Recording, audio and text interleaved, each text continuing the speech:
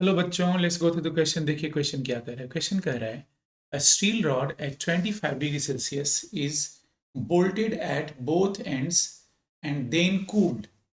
By how many degrees Celsius should the rod be cooled so that it will rupture, assuming that till rupture Hooke's law is obeyed? तो data कुछ दे रखा है बच्चों।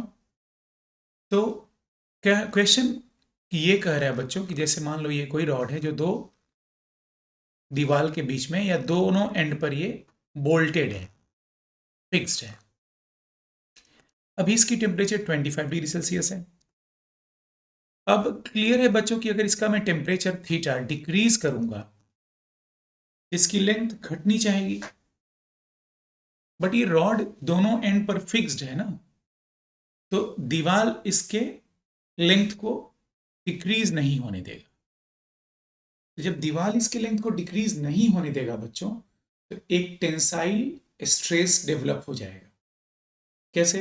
With the falling temperature rod की length घटनी चाहिए, but दीवार इन दोनों and को पकड़ के रखा है, तो इस लेंथ को घटने नहीं देगा। There will be thermal stress developed, जिसकी वैल्यू हम लोग ऑलरेडी जानते हैं बच्चों, y alpha delta theta, where y is Young's modulus.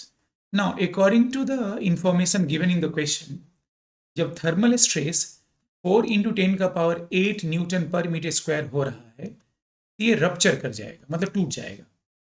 इसका मतलब कि जैसे ही s का वैल्यू 4 इंटू 10 का पावर 8 होगा, ये रप्चर कर जाएगा। तो 4 into 10 power 8 Young's modulus is 2 into 10 का पावर 11 दिया हुआ है बच्चों। अल्फा की वैल्यू 10 इंटू 10 का पावर -6। एंड टेम्परेचर कितना से कूल डाउन करना है, तो मतलब हमें डेल्टा थीटा ही बताना है, डेल्टा थीटा ही बताना है, क्योंकि टेम्परेचर डिक्रीज कर रहे थे by how many degree Celsius. तो यही हमारा आंसर होगा, delta theta he. The value for delta theta will be 4, that is 2 into 11 6 7, that is 100, that is 200 degree Celsius.